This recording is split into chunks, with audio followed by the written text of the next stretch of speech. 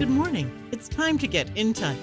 In Touch is a public affairs show dedicated to improving the lives of Susquehanna Valley residents. I'm Freddi Hammer, News Director at Backyard Broadcasting. And we're so pleased to be on the phone today with Jennifer Wilson, President and CEO of the First Community Foundation Partnership of Pennsylvania, with a wonderful COVID-19 common application for nonprofits around our area, mostly Northcentral PA. Good morning to you, Jennifer.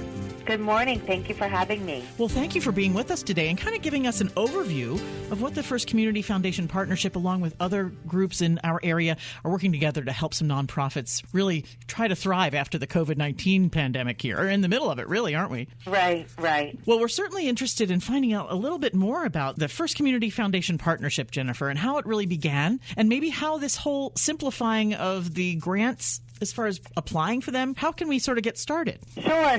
So First Community Foundation Partnership of Pennsylvania, we refer to often just as FCFP, because we have a very long name. I mean, FCFP has been working in our community for over 100 years and has been committed throughout that time to dealing with ever-changing problems. And certainly this is something that this current pandemic is something that we wouldn't have imagined, Yes. 5, 10, 15, 20, 50 years ago that we would be in this current situation in the year 2020.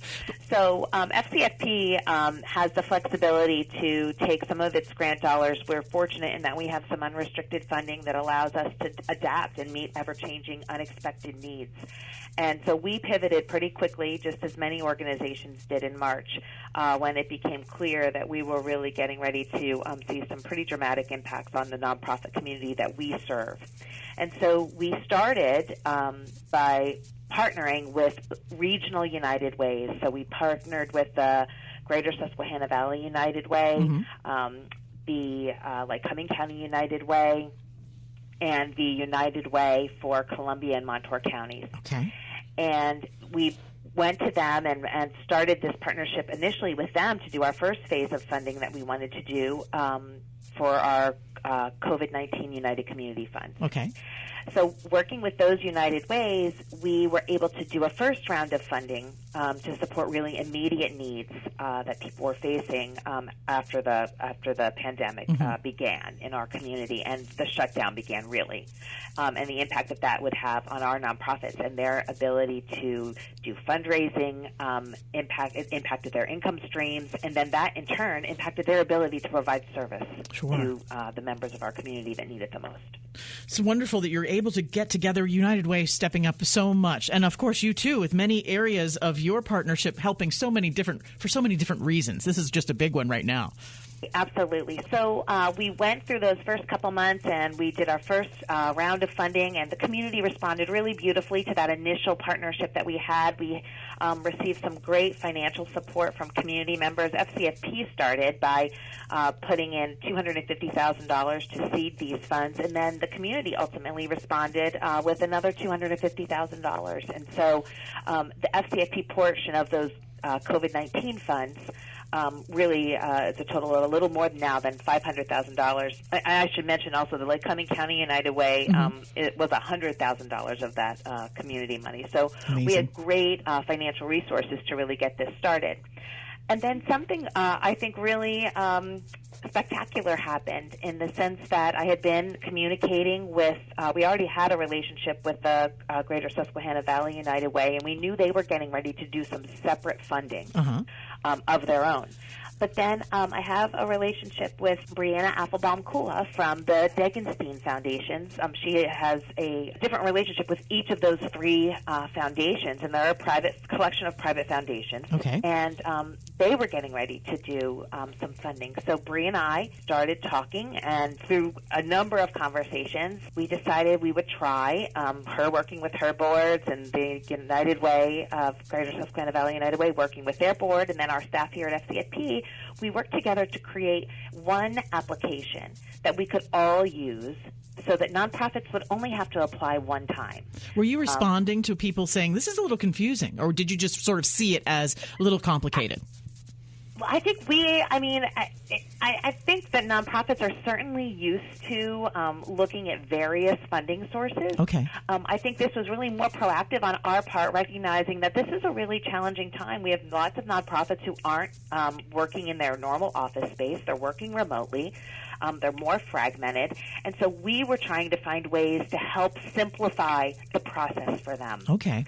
And so that's kind of what the impetus for this was. The Degensteen Foundation and all the folks that you work with together there really added another $500,000 to what you got to work with. Yeah, so while we're all using one common application, each funder will make their own funding decision. Okay. And then they will make their own grants. And so each, they will write their checks directly to the nonprofits. We will write checks to our grant recipients, and same for the Greater Susquehanna Valley United Way. So this really, FCFP is hosting it because we have the capacity to via our own web portal on our website, and we're fortunate to have a good infrastructure here to be able to manage sort of this multi-organization application. So we're collecting the information, and then all of the funders will have access to it so that they can make their own funding decision. Although the other thing that this really does is it allows for the funders, my friends at Greater Susquehanna Valley United Way and Degensteen Foundations, we'll be able to have a conversation with them so that we can say, okay, this is what we're interested in, this is what we're doing, because each of us do have some very different focus areas based on where our funding stream is coming from. You might be able to touch an area where the other one isn't. Well, right, exactly. Mm-hmm. And we want to make sure we're not overlapping too much so that something might be missed because we're all focused on the same exact thing, where we could be better utilizing our dollars if we communicated a little bit more about it. And that's something that we've not done in the past, and so I think that's really exciting. Also exciting is when you're talking about the Greater Susquehanna Valley, many counties are eligible, nonprofits in each of these counties eligible to apply for these grants. Right. So this is a really broad area. I mean, just with the United Community Funds at FCFP, I mean, we are looking at we have one fund for Columbia and Montour County. We have one fund that's just for Lycoming County nonprofits. We have a fund that's for nonprofits in Snyder, Union, and Northumberland County. And then we have a separate fund that is for Sullivan and Tioga counties.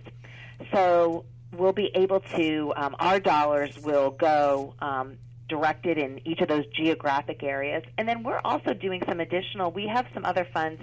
FCFP is a complex organization, and as I said, we've been here for over 100 years, but we have nearly 300 different component funds in our organization, and they all grant to different things based on the criteria that was set up by the donors.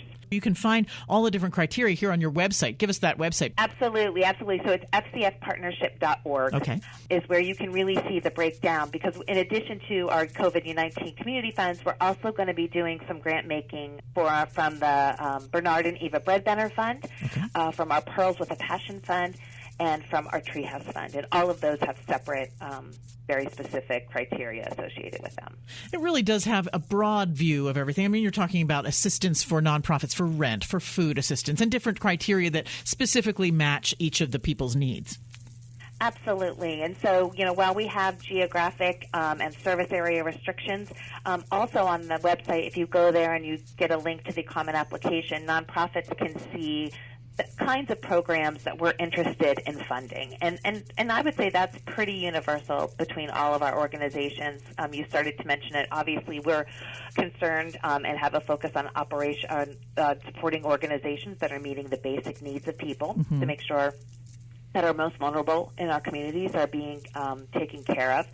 But we also have an interest in supporting nonprofits who've had a disruption in their income stream, and we recognize that the pandemic has really limited people's ability to do fundraising, and there are lots of organizations in our communities that provide wonderful things for the quality of life, certainly beyond just health and human services, from recreation, education, civic organizations, arts and culture, so many things that really create a thriving community. And so we want to be able to help those organizations as well.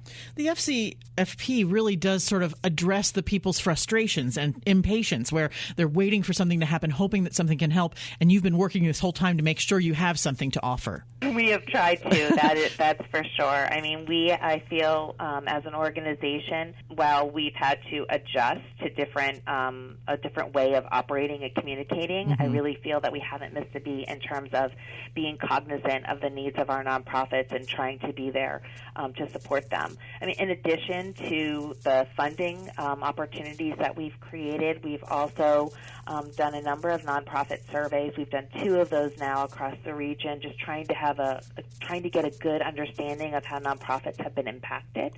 And so those results kind of also have helped us create the application and focus in on the needs where we believe that they are. Now, you're talking about this grant application. When is the deadline? I know it's coming up soon as far as when nonprofits can get the information to you. Correct. So the deadline for the common application, it's noon on July 29th. Okay, this week, this Wednesday. And then you're going to be taking these applications, and as you say, the different organizations will be able to decide whether or not the grantees come from their money. I mean, it's all pretty much you'd get to decide each foundation. That's correct. So each of us will make our own independent decision as we do and have our own grant agreement specifically with a nonprofit. Once that gets approved and you go through those processes, it does take a little while. I guess those will be notified then coming up later in the summer. Yeah, so it is our hope that we'll have that all 3 of our organizations, all of the funders, it's our hope that by mid-September we will have all of our announcements made. Well, wonderful. Now, I'm wondering, as a Pennsylvania organization, do you see other states using this same style of helping their residents? I mean, you may not be focused on them, obviously, because you're focused on what you do, but do you see any kind of parallel between the different states taking care, or do we do it the best? No, I think that it is certainly happening across the country.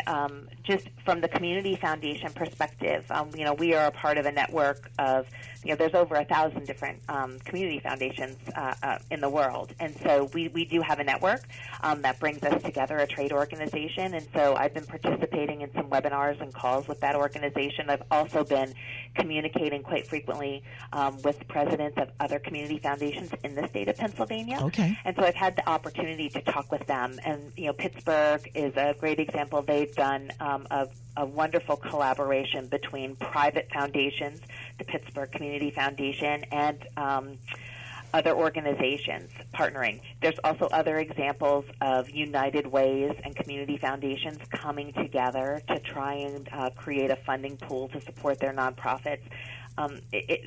Really, at FCFP, any community foundation, we are truly believers that we are better together than we ever can be independently. And so really primary in our mission is creating partnerships and making connections. And that's more important now than ever. $1.1 million in funding and grants that are available. What is it, pretty much a typical grant that someone receives from the FCFP and the others that you're working with?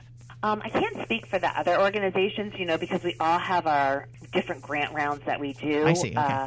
I will say in this particular round, in the first round of funding that we did, we had a $25,000 cap on how much an organization could ask for because we wanted to be able to support a number of organizations. Okay. We raised that amount in this up to $50,000 so that recognizing we have more funders, there's the potential one nonprofit could get funding from multiple funding sources. Okay. in this process that we're doing. So we did raise the threshold for how much somebody can ask for. But in general, FCFP normally grants, between $3 and $4 million every year, and depending on the type of grant round, in a normal time, our average grant varies pretty significantly based on the fund that we're working out of. Do you find it fun helping the people that are applying for these grants? You must look at these opportunities and say, "Wow, let's help these people." It almost gets excited. I would think you'd get excited to be able to see them utilize these funds for good. Well, absolutely. It is always fulfilling to know that we're able to provide dollars to support wonderful organizations. Mm-hmm. I would say sometimes it can be fun, but the word that I use is challenging. Okay. It's really challenging because we always have more requests than we have dollars available to spend. And there are wonderful organizations across the region. And sometimes, we'll talk to nonprofits who don't get funded, and they'll say, what could I have done, or what did I do better, or, is there something that I did in my application? And many times it's not about what was in the application or that they did anything wrong. It was just that there was a more pressing need that we saw in the room. That's hard because it's just a matter of dollars, having the dollars available. So it's hard work, having to make some of these decisions, but it's important work and work that we take very seriously and are very committed to. Well, this initiative for organizations serving the Greater Susquehanna Valley, along with United Way and the Degensteen Foundation and the First Community Foundation Partnership. Jennifer Wilson, so nice to be with you, President and CEO of FCFP. We work with you often here at Backyard Broadcasting, and we're so grateful for the work that you do so that you can help the ones that need it the most in our area.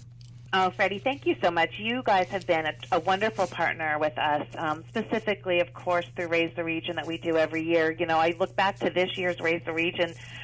We did our kickoff with you guys down in Selinsgrove at Aubrey Alexander Toyota, and that was right at the beginning of the pandemic. I mean, we were with you, I think, that Wednesday, and by Friday, I want to say, we were starting to hear words that, things were shutting down, businesses had to close, and so it was really, the timing was unbelievable.